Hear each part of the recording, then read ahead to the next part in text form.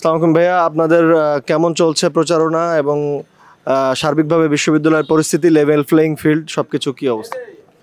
ধন্যবাদ আপনাকে। আমাদের জাকসু নির্বাচন 2025 33 বছর পর জাকসু নির্বাচন চলছে। আমরা সপ্তম দিনের মতো বাংলাদেশ জাতীয়তাবাদী ছাত্র দল মনোনীত প্যানেল আমরা বিভিন্ন পয়েন্টে এই টিম ভাগ করে করে আমরা প্রচারণায় অংশ নিচ্ছি। আপনারা দেখতে পাচ্ছেন অলরেডি কথা বলতে বলতে আমার গলাটা মানে ভেঙে গেছে।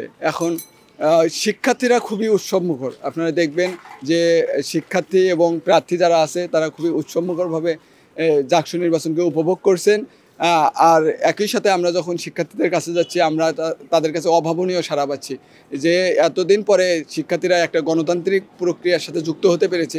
দীর্ঘদিন শিক্ষার্থী যারা জেনজি তারা এই আমাদের বয়সের শিক্ষার্থীরা তারা কোনো ক্রমেই গণতান্ত্রিক চর্চা কোথাও দেখতে পারেনি। সেক্ষেত্রে যেহেতু বিশ্ববিদ্যালয় জীবনে প্রথম গণতান্ত্রিক চর্চা দেখতে পাচ্ছেন, ভোটাধিকার প্রয়োগ করার মতো একটি সাংবিধানিক অধিকার তারা প্রয়োগ করতে পারছেন, যার জন্য সবাই বেশি উৎফুল্ল এবং এটাকে সাদরে গ্রহণ করছেন।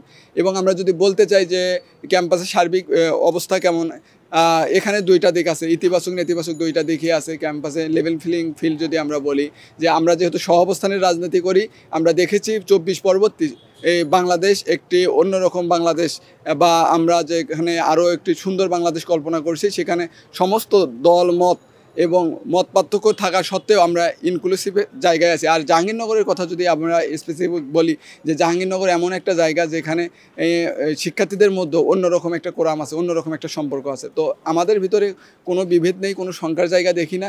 কিন্তু একটা নির্বাচন করতে গেলে যে ধরনের পরিবেশ দরকার ছিল, প্রশাসনের যে ধরনের পরিবেশ নিশ্চিত করা দরকার ছিল, প্রশাসন এখন পর্যন্ত সেই ধরনের পরিবেশ নিশ্চিত করতে পারেনি।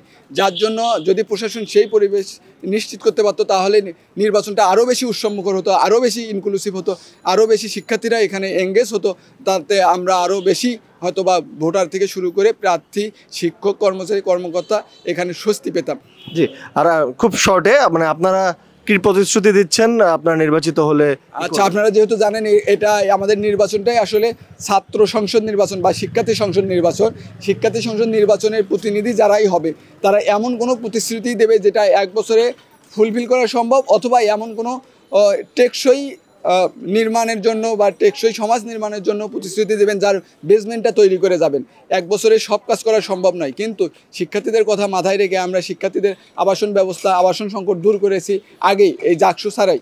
আমরা আশা করছি আমরা শিক্ষার্থীদের এই খাদ্য, শিক্ষার্থীদের চিকিৎসা, শিক্ষার্থীদের শিক্ষা গবেষণা এই বিষয়গুলো প্রাধান্য রেখে শিক্ষার্থীদের যাতায়াত ব্যবস্থা, শিক্ষার্থীদের যাতায়াতের ভোগান্তি দূর হোক এমন কোনো ট্রান্সপোর্ট সিস্টেম চালু করব।